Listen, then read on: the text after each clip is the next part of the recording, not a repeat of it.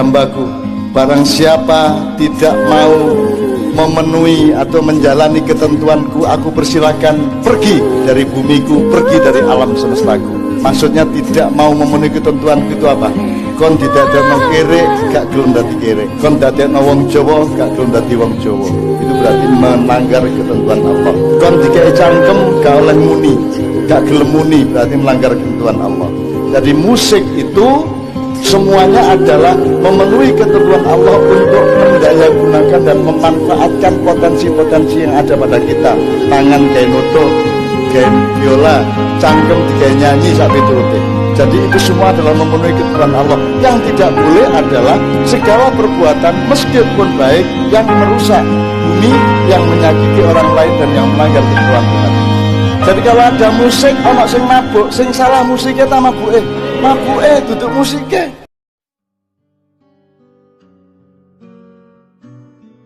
Apa ya ming kaya ngono kuwi urip ning donya. Wong saiki ngepake sapa sing cocok dadi pemimpin wis ora iso kok. Mripate kuwalik-walik apa sing jane swarga disebut neraka, apa sing janjane neraka malah dijunjung sebagai swarga. Materialisme adalah alat utama Dajjal dan iblis untuk memperdaya Anda, dan tujuan utamanya adalah membalik cara berpikir Anda sehingga Anda mengejar-ngejar surga yang sebenarnya adalah neraka, dan Anda lari dari neraka yang sesungguhnya adalah surga.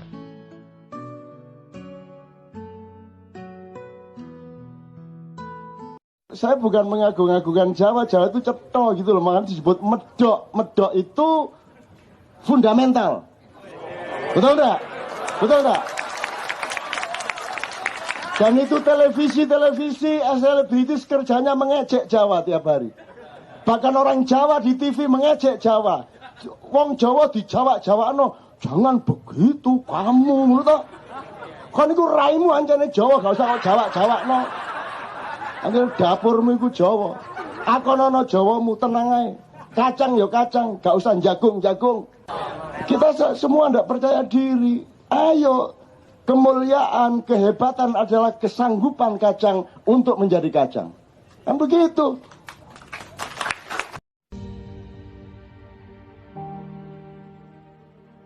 Munculnya ulama dan diangkatnya seseorang menjadi ulama atau juga kiai dan ustadz, itu sudah campur aduk. Kalau dulu ulama itu ditemukan oleh umat atau masyarakatnya, kemudian didaulat untuk benar-benar menjadi pemimpin mereka. Ketika negara sudah menjadi perusahaan, maka siapa ulama, siapa ustadz, siapa kiai tidak lagi ditentukan oleh masyarakat. Masyarakat kehilangan kedaulatan, umat kehilangan otoritas untuk menentukan sendiri siapa ulamanya, siapa kiainya, siapa ustadznya. Karena sekarang yang menentukan siapa ustadz, siapa bukan adalah pemilik modal, yaitu yang memiliki media-media, apa televisi, apa media cetak, atau juga media-media sosial. Di Pulau Indonesia, di Pulau Jawa, ono wong sholatnya apik banget. Nek wong Arab ora gumun. Jadi nek wong Arab susuk ning swarga pamer salate malaikat, ajan kowe wong Arab kok. Wis cedak karo Muhammad, cedak Ka'bah ya mesti wae. Bukan malah dinyek kae nek wong Jawa, kowe salat. Salat. Nang Jawa kowe. Cangkep. Nggih mboten wis ora apa-apa. Tidak begitu kejadiannya, tapi begitulah kita melihatnya secara akal sehat, gitu ya. Dulu senang banget juga. Sesuk dulu, kok lah sholat? Alah sesuk. Malaikat kini di sholat bisa pindah sudah gumun.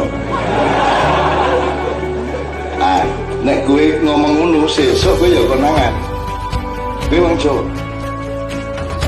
Selama lah sanggup tau. Jadi gue nganggo alasan tau. Berdua wong Jawa ya. Wah, Mama anak Thayyibah. Baik. Sama enggak dengan sejahtera? Tidak sama. Enggak. Sama enggak dengan kaya? Tidak sama. Kan Anda ini dikasih tahu Allah baldatun thayyibatun. Bukan soal kamu sukses punya infrastruktur lengkap. Sekarang kan Anda tertinggal, Indonesia tertinggal dari Korea. Tertinggal apa nih? tujuannya beda, sirot apa namanya, sabilnya beda kok. Kamu lari ke sana, saya ke sana, kok bisa ketinggal? Ketinggal biye. Nah, gue kan apa sebabnya ndak begitu kaya? Karena Anda punya banyak kerjaan. Kalau Cina, kalau Korea bisa kaya karena dia kerjaannya cuma mencari kekayaan. Kalau kamu kan ono istighosa, ono wiritan, ono mancing, ono solawatan, ono maiyahan, ono apa, banyak kerjaan dan itu toyib, toyibah itu. Terus kowe harus dadi wong Korea, kowe. Nah aku ngomong Jawa, kowe mau dudu Jawa saiki sing beda karo Sunda karo Madura ora. Jawa itu satu pengertian Jawi zaman dahulu. Kita lebih tua, lho piye manusia tertua di Sangiran kok bengi aku runo. Manusia tertua. Kenapa Roma dulu menjajah kerajaan Roma yang besar?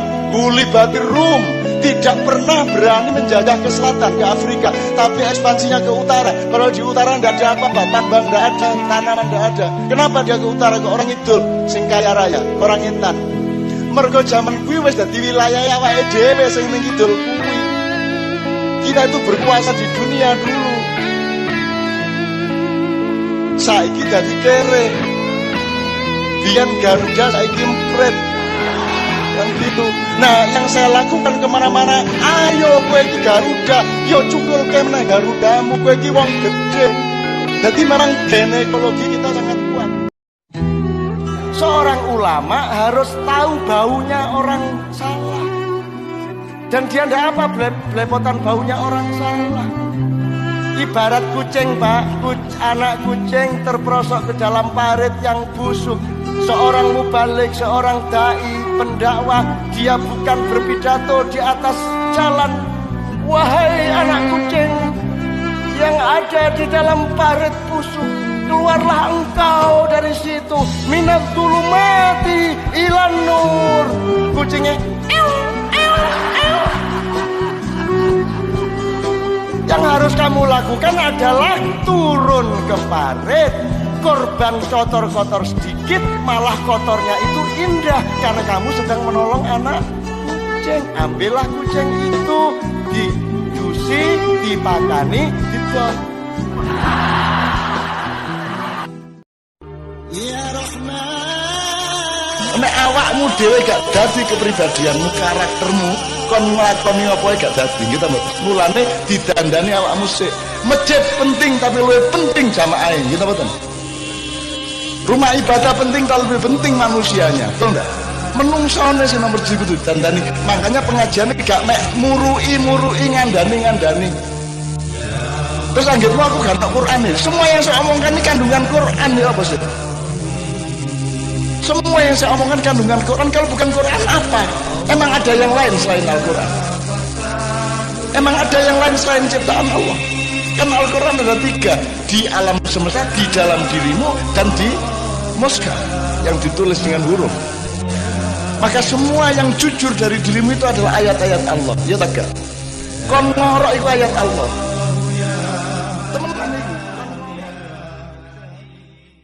Tuhan kan kalau bersumpah itu kan siji-siji Mas. Misalnya wal asri, wal duha, kan siji-siji Mas. Tapi kok ping 4 iki lho, 4 sing disebut watini, wazaitun, waturisina, wahadal baladil amin. 4 Mas untuk sumpah ini. Berarti ini pasti serius ini. Nah, tak dolek-dolek ingin. Jadi tin itu dulu tumbuhnya di daerah di mana Buddha Gautama hidup. Jadi tin itu Buddha. Wazaitun. Ya kalau pohon zaitun ya di Yerusalem lah, di Palestina lah. Jadi itu berarti Isa. Turisinina, tur ya Tursina. Sinin, Gurun Sinai, Musa berarti. Tapi yang keempat sudah peradaban. Di mana pohon ada di situ, di mana buah ada di situ, di mana relief bukit-bukit ada di situ. Jadi hadal baladil amin itu Muhammad. Selama ini kita tidak mikir ya Allah ternyata dahsyat. Aku seneng bayangke wong Islami lucu-lucu tenan. Sing ora-ora lho sing diuruske. Sing diperdebatkan sing ora-ora, ulang tahun ra entuk, tahun baru ra entuk, sing ora-ora.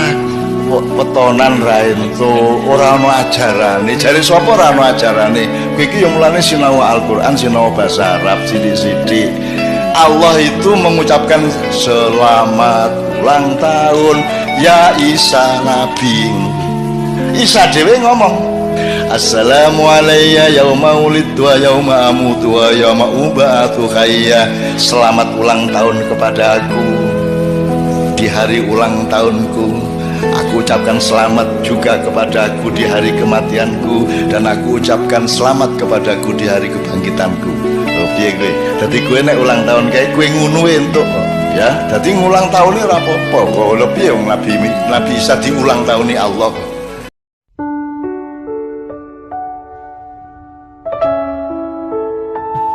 Kepemimpinan manusia ada pada akalnya, dan bahaya manusia itu terletak di potensi hatinya.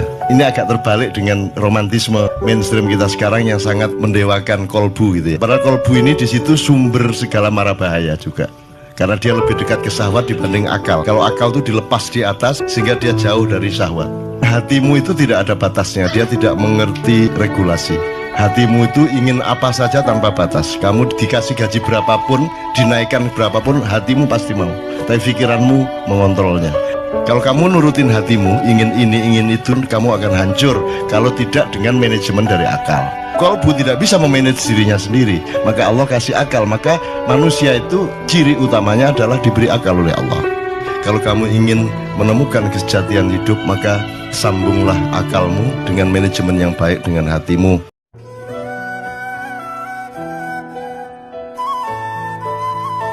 Emang gimana kamu bisa tahu Tuhan itu? Gimana mau meneliti kayak apa? Mau bertapa kayak apa supaya kamu tahu Tuhan? Tidak mungkin kamu tahu Tuhan. Tidak mungkin mengalami dan mengetahui pemahaman apapun mengenai Allah. Satu-satunya jalan adalah Allah ngasih tahu kamu tentang Dia. Betul tidak? Kamu tak kasih tahu siapa saya. Saya itu Rahman Rahim ikonnya.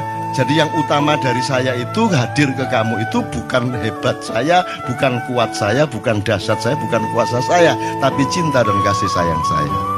Makanya kita selalu tiap hari mengucapkan Bismillahirrahmanirrahim, karena ikon utama Allah itu Rahman Rahim, bukan Syadid, wal Qawi, wal Matin, wal Jabbar, wal Qahir, wal Qahar. Enggak. Itu kekuatan-kekuatan yang hanya kalau terpaksa itu dikeluarkan, karena Allah ingin bermesraan sama Anda. Orang yang ditawarkan cinta, makanya Rahman Rahim. Tuhan kan bikin agama banyak, itu saya tidak setuju. Tuhan satu, bikin agama satu. Allah mulai ngasih mushaf, sobekan-sobekan informasi sejak Nabi Ibrahim, sampai kepada Allah ngasih beberapa resep. Kalau bahasa saya beluluk. Kemudian dievolusikan, bukan direvisi, dievolusikan menjadi cengkir, namanya Zabur. Cengkir dikembangkan ben iso dadi es degan, maka Injil itu adalah degan. Dikembangkan, dievolusikan menjadi sempurna, jadi kelapa, namanya Al-Quran. Udah sempurna. Kenapa kok tidak semula? Hakmu takon ki apa?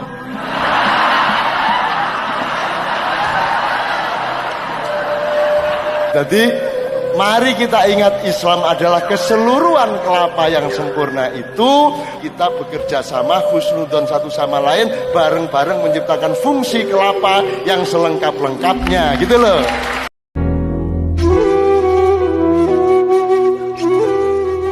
Semua orang itu berproses, ojo lali. Rasulullah kalau tidak saya mengatakan, jangan-jangan orang yang kamu hina karena kafir itu besok menjadi lebih bertakwa daripada kamu, dan kamu sendiri malah kehilangan takwamu kepada Allah. Kan pernah Rasulullah ngomong seperti itu.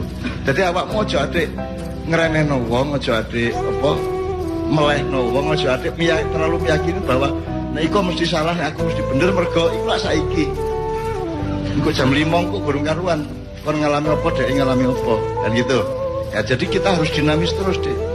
Maka barang siapa terlalu menilai-nilai orang lain dan masalah-masalah di sekitarnya dengan kata benda atau dengan pedoman yang statis, mandek, maka dia akan salah paham. Karena yang dinilai dia mengalir terus, dia sendiri sudah mandek di dalam penilaiannya. Jadi banyak orang Islam, jangankan menjadi Muslim, dia menjadi manusia aja belum sanggup gitu loh. Sebab kalau manusia menggunakan hatinya, nuraninya, akal pikirannya, dia pasti akan muncul kasih sayang sosialnya, muncul kesantunannya kepada sesama manusia, gitu ya. Setelah dia lulus jadi manusia dengan akal dan nuraninya, nanti ditambahi, dimuliakan dan dimatangkan oleh nilai-nilai agama. Nah, kalau manusia belum pernah jadi manusia, manusia belum pernah lulus jadi manusia kemudian memakai agama, maka agama bisa menjadi alat dari kekejaman kebinatangannya. Kalau Anda manusia kan tidak mungkin Anda menendang kepala orang dalam kecuali olahraga gitu ya, saling mengizinkan satu sama lain. Tapi kan sekarang banyak orang menyakiti orang lain gitu ya, dan itu berarti belum manusia gitu loh, maksud saya teman-teman sekalian.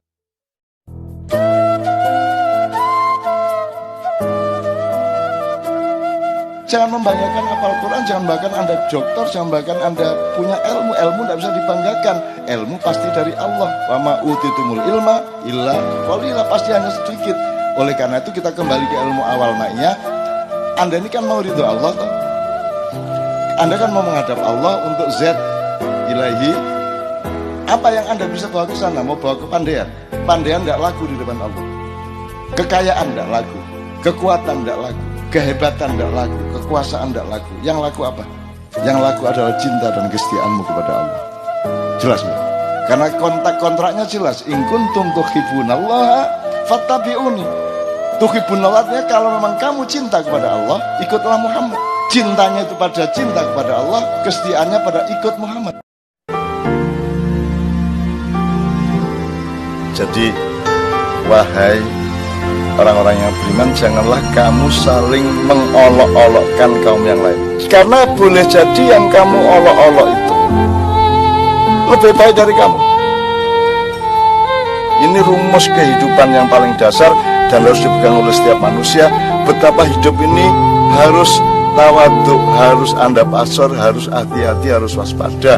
Ojo dumeh, ojo gemede, ojo keminter, ojo ngeremehno wong, ojo tahtakir mandunaga, ojo ngerendah-ngerendahno sapa-sapa sing rumangsamu luwih rendah timbangane awakmu. Karena sing kok elek-elek, sing kok benci, sing kok hindari, sing kok bully, iku bisa jadi dia baik bagi.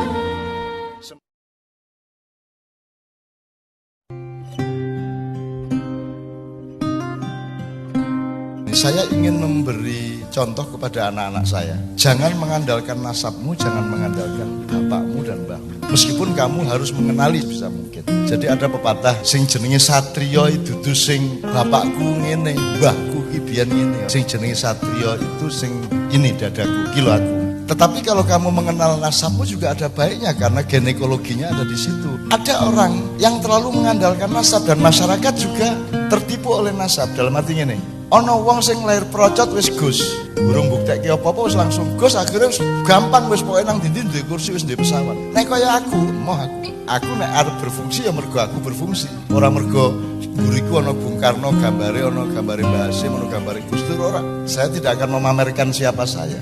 Yang saya tunjukkan kepada Anda adalah kasih sayang dan perilaku saya kepada Anda, manfaat saya kepada Anda. Sayanya tidak penting, mbahku tidak. Andaikan air dari seluruh lautan dipakai untuk menjadi tinta untuk menuliskan ilmu-ilmu Allah, maka akan kering itu laut. Meskipun dituangi lagi air lagi, tapi akan kering untuk menuliskan ilmu Allah.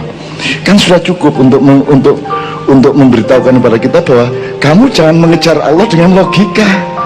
Matek dhewe kon. Iya gak iso. Kejarlah dengan cinta, karena dia menciptakan kita itu asal-usulnya cinta. Kalau memang mereka cinta kepadaku, ya Muhammad bilang suruh ikuti kamu, karena kamu yang tahu jalannya untuk menuju aku. Barang siapa ingin bertatapan wajah denganku, barang siapa yang memang benar-benar mencintaiku, kata Allah, Muhammad suruh ikut kamu, karena kamu yang tahu jalannya. Dan urusannya cinta, gitu loh, cinta bukan pemaham. Semakin kita jarang ketemu, semakin rindu. Apa gunanya kita ketemu lagi kalau engkau tidak membawa rindu dan aku juga tidak mendambakan untuk ketemu engkau, kan begitu? Kan Allah kan begitu. Wa man kana juli fa'arabi fal ya'mal amalan sholihan. Ini kan urusannya rindu sama Allah. Barang siapa yang ingin ketemu aku, maka hendaklah dia berbuat baik. Itulah jalan untuk ketemu aku, kata Allah. Loh, Gusti Allah ngejak ketemu. Wong nek ngejak ketemu wong apa jenenge? Kangen, rindu. Apa sampai rindu? Rindu adalah ekspresi cinta. Jadi urusan orang hidup itu cinta. Juara itu juga belum input, Pak. Belum prestasi kalau saya. Sarjana belum prestasi. Prestasi kalau kesarjanaanmu sudah jelas manfaatnya bagi masyarakat.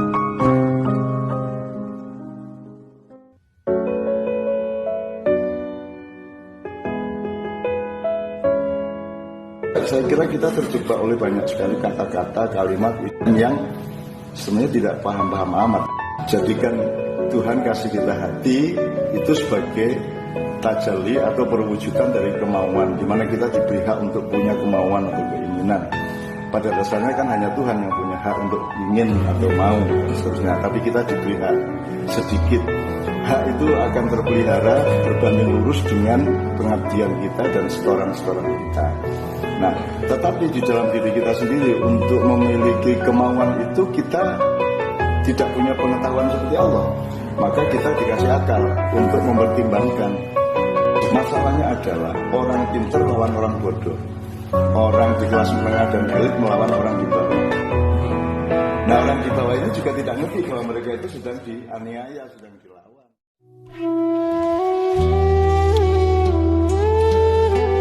Semua makhluk itu ada usianya.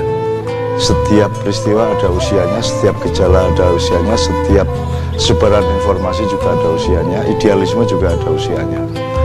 Artinya kalau menurut Allah hidup itu ada siangnya, ada malamnya. Sekarang ini negara Indonesia ini negaranya lemah, rakyatnya kuat. Besok mudah-mudahan kalau ada pemimpin yang baik, rakyat kuat, negara kuat. Anda tunggu sampai kapanpun tidak busuk-busuk. Zaman Bung Karno kita merasa ini sebentar lagi busuk, ini akan hancur. Tidak juga.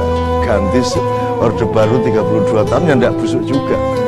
Ya tetap survive, karena daya survive bangsa Indonesia nomor 1 di dunia. Keadaan susah kayak apapun kita survive.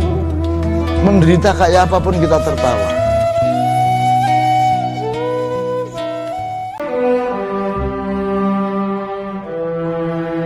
Kita harus mengepung sejarah dan masa depan ini dengan semua faktor.